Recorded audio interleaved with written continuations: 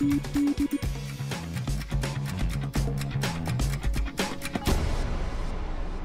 right, this is one of the centers meteorologists use almost on a daily basis, the Storm Prediction Center. It's one of our go-tos. Jacob, you're going to tell us all about it. Especially as we're getting into summer severe weather season, we're working through the National Centers for Environmental Prediction, this time talking about the Storm Prediction Center. It's located in Norman, Oklahoma, on the campus of the University of Oklahoma, in the National Weather Center building. They have two branches. The operations branch has 3 to 6 convective thunderstorm forecasters there at a time. So the convective thunderstorms, you get those storms to bubble up in the summertime. It's a convective process, and that can lead to severe weather. They monitor multiple areas of the country and produce national forecasts. They also have a fire weather forecaster on staff at all times because they're responsible for forecasting the spread of large wildfires. And then the other branch is research, techniques, and development. So the ideal scenario with severe weather is you have the Storm Prediction Center issuing outlooks in the days before a severe weather event. The day of the event, they issue mesoscale discussions, which really hone in on areas of thunderstorm development that could turn severe in the coming hours, and maybe hint on issuing a severe thunderstorm or tornado watch in the next couple of hours. And this can get a little technical with the certain parameters that are in place in the current environment. Then the watch gets issued in collaboration with the Storm Prediction Center and the local National Weather Service offices. Then the National Weather Service offices issue those much smaller warnings for the imminent danger of severe thunderstorms or tornadoes. So at the Storm Prediction Center, they take a lot of data from forecast models and draw these outlooks all across the country.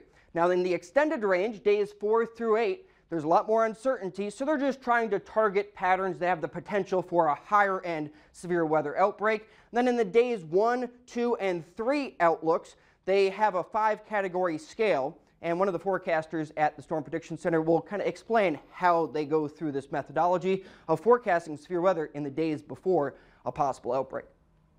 So in the extended period, much more reliance on the global model guidance, the ensemble guidance. We've turned to using the AI tools that we have in our toolkit now. Those have proven very helpful in the extended period.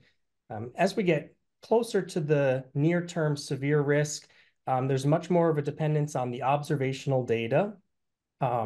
That's really key here at the Storm Prediction Center, focusing on the observations to ensure that the model data is really capturing the risk correctly. So today's risk of those severe thunderstorms is really highlighted in the Oklahoma, Kansas, and northern Texas region, where there's a level 3 out of 5 risk for numerous severe thunderstorms. And this risk is based on large damaging hail, severe winds, and tornadoes. And it's all of these probabilities combined. So the risk of a lot of severe storms is really driven by the probability of being high for damaging winds. The tornado probability is not that high in Kansas and Oklahoma, but hail and especially damaging winds are really driving that enhanced risk of severe thunderstorms. And Harry will explain why all these probabilities can be combined into that one outlook map. So the categories are actually driven by probabilities for each individual severe weather hazard, that being tornadoes, large hail, 1-inch diameter or greater, and severe winds of 58 miles per hour or greater. And that's probability of occurrence within 25 miles of a point. And then those convert to the categories. Inherently, those categories are coverage-based due to those probabilities, but they all also have to do with the potential intensity of storms as well, with intensity increasing from that level 1 up to that level 5 risk. So when we're showing those risk categories on a map, going from level 1, isolated severe thunderstorms possible, all the way up to, let's say, level 3, numerous severe storms possible, to the rare level 4 and 5, where widespread severe storms are possible and likely. So it's coverage-based, but also intensity of the severe weather possible. So here's an example from April 27th of this year. They're really good at their jobs because this is the verification of their outlook. And you can see where a lot of reports were of tornadoes and damaging wind and hail right in that bullseye that they predicted of having a severe weather outbreak on that day.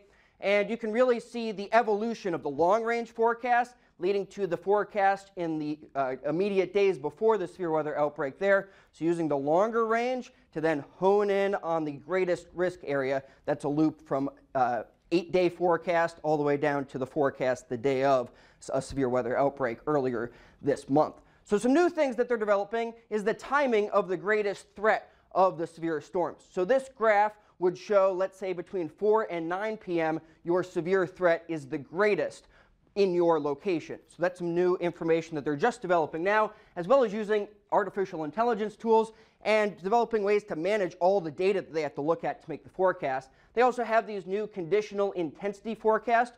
So there's uncertainty if a storm will develop. But if a storm does develop, that could be a very strong, destructive storm that could maybe produce a long-track tornado or very damaging hail. So communicating that conditional intensity is something new that they're trying to get on board with.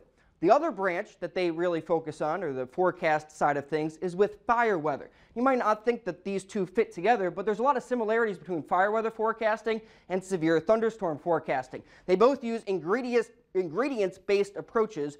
Where do these ingredients come together? Where do they overlap in time and space to either support the enhanced severe thunderstorm risk or that fire weather risk? So with the fire weather, critical fire weather days, they're forecasting the potential for large fire ignition and spread with low relative humidity and strong winds to spread those wildfires rapidly. And they also forecast for dry thunderstorms, meaning that there's not rain coming from the thunderstorm cloud, but lightning can spark a fire. So today's fire weather outlook is in that elevated classification in parts of western Texas and southern New Mexico, but you have the elevated, critical, and then extreme level on their scale. Here's an example from a couple years ago where you had very high fire danger in parts of the southern plains, and that was communicated here on this outlook map that they drew. So it's a lot of forecast model data that they have to look at to draw that easy glance map for either fire weather or for severe thunderstorms. And like you mentioned off the top, we use that every day. We communicate that to you on air, whether it's going to be isolated severe storms possible,